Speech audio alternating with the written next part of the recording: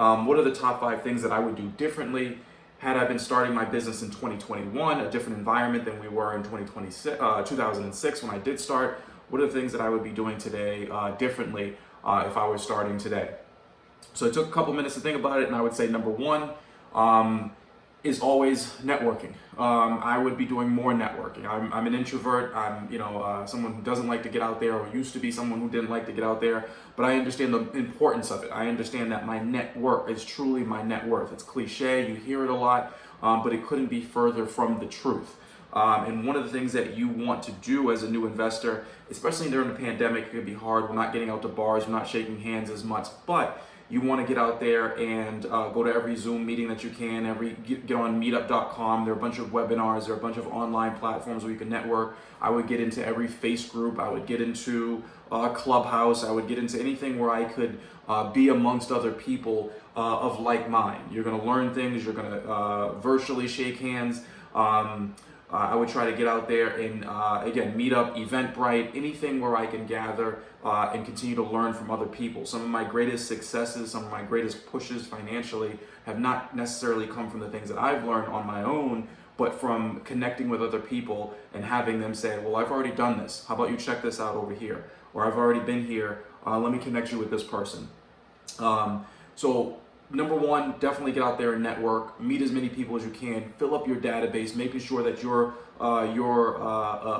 the people around you, the people that are in the same mind and looking to be in the same business, that network is continuing to grow. I would say number 2, master your market. This is one of the things that I did when I was early on in my career. I tried to go wherever the business was. I was North Shore, I was South Shore, I was in the city, I was out west, I was 50 minutes from my house. I wasn't mastering any particular market. I was all over the place. I didn't really understand each individual niche. I thought that real estate was just real estate. If you went north, south, uptown, downtown, it's all the same. Now, as an investor, and I'm looking back, and I would tell younger investors, somebody getting started in 2021, master your market. Especially, I invest in the city of Boston. Street to street, we have different neighborhoods. You go 2 blocks over, you're in a completely different zone of the city. So from trying to go from town to town, north and south, is just sometimes a little crazy. So I would definitely say master your market. Really understand the numbers. That's when you're really going to make money. When you can click with a quick address or quick layout or quick square footage, you can understand the value that's in that house, in that area. I understand I invest in mostly 3 families. I understand that they're roughly 3,000 or 3,500 square feet apiece. I understand that my target market or my ideal tenant is somebody who's looking for a 3-bedroom.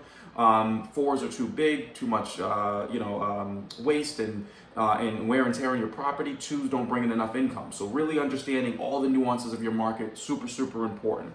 Number 3, continue to read everything I can. I read casually, which was great. I'm still a pretty good reader, but I would continue to just consume knowledge. One of my favorite quotes is Isaac Newton, if I have seen further, it's by standing on the shoulders of giants. And basically what that means is people have come before you. There are other real estate investors. My grandmother was a real estate investor. My grandfather was in the business. There are other people out there who have been in this business, and in real estate, it's funny because things don't really change that much. Neighborhoods change, but real estate is pretty much, it's a pretty straightforward business. So learning the nuances of the business, you can just read about real estate, but not just real estate investors, not just real estate investing. Real estate investing is a business in itself, and it comes with a lot of other things. It comes with marketing, it comes with accounting, it comes with sales, it comes with negotiation. So I'd be reading, and that was one of the flaws that I made when I was early on. I read nothing but real estate investing books and ignored all of the other things that go around the business as well. Sales, marketing, negotiation, contracts, the legal side of it, the accounting side of it. So understanding all those different things will help you become a better investor as you move on. What are we at? Number 3. Number 4, I would learn to do the opposite. If any of you have ever heard me on a podcast or anything else like that, or have watched any one of these videos, I preach this. I preach this over and over again. But I would learn to do to look the other way. When I see everyone running right, I'm looking left. When I see everyone going up, I'm looking down. Because usually the people who are looking in the other way, if you're following the crowd, you're never going to get rich. You're never going to make any money. And that's why I stayed away from, I know a lot of people are probably going to be pissed off when I say it, but I stayed away from Bitcoin. I don't know what the hell Bitcoin is. Everybody seemed to be running to it. She's making 10,000, he's making 50,000, she's making 70,000. Well, if everyone is making a boatload of money, well, where's the money coming from? How can I possibly jump in and make some money if everybody else is doing the same thing? So I encourage you as a new investor to not get scared when everyone else is running right and feel like you need to run right as well. Usually there's opportunity to the left if everyone is headed in the same direction.